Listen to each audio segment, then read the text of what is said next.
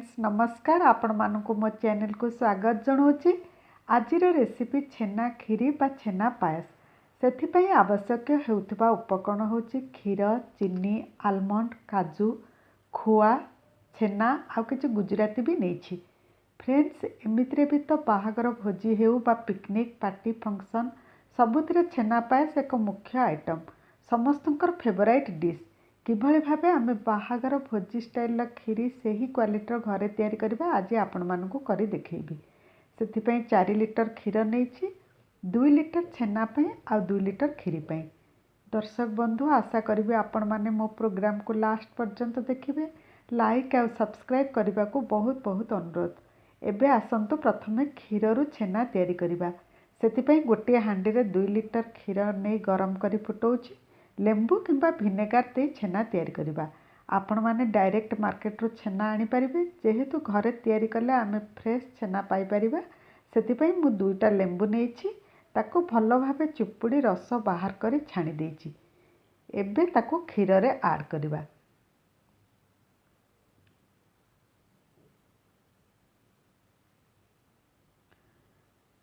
गोटे 2 मिनिट पर देखिबे किभली क्षीर रु छेना अलगा होई जिवो पानी देखा जिवो। तापरे छेना को पानी रु छाणी अलगा करदेबा। हाथ रे भलो भाबे चकटी देबा सांगे सांगे चकटी देबा नहले टाण होई जिवो। एबे अन्य एक डिश रे जो 2 लिटर क्षीर खीरी पई रखिथिले ताको गैस रे गरम करबा। मझिरे मझिरे गुळेबा। क्षीर फुटी आसिले सेथिरे गुजराती गुंड मिसई दबा। आमे पाखापाखी 20 मिनिट पर्यंत क्षीर को फुटेबा जेमिति तार क्वांटिटी अधा हो जिवो। तो देखंतु क्षीर अधा ही आसलानी। एबे सेथिरे आमे खोआ मिसई दबा। यह क्षीर को बहलिया करिया सहित आहुरी अधिक टेस्टी करि थाए।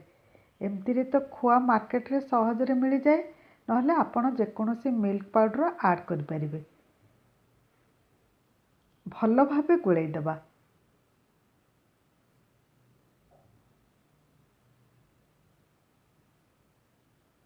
एबे छोटो छोटो खंड करी काटी रखिथिबा काजू आलमंड को खीरी रे मिसई दबा।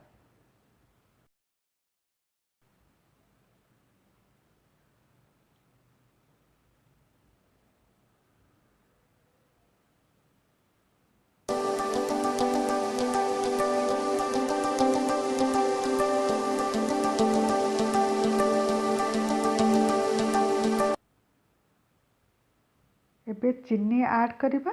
आपणको चाहिदा अनुसार ऐड करेंगे जेहेतु आम ए छेना ऐड करुचे ताहा किछि मात्रा रे मीठा अंश को ऑब्जर्व करदेव। एबे सेथिरे खीरी रे छेना ऐड करबा। गोटे कथा ध्यान रखिबे जेतेबेले आमे छेना बाहर करथिबा ताको भलो भाबे 2-3 थर पानी रे परिष्कार भाबे धोइथिबा जेमति सेथुरो आंबिळा अंश और लेंबूर बास्नाटा पळैबो।